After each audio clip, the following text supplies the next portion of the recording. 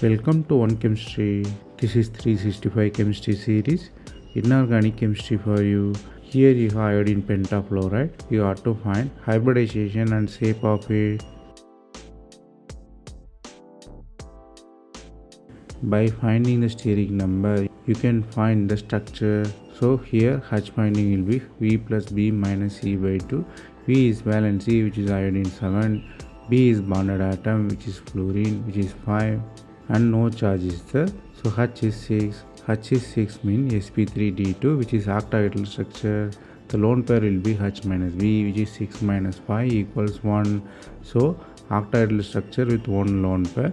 If you draw nicely, you will find square pyramidal structure. So geometry of the IF5 is octahedral, shape is square pyramidal.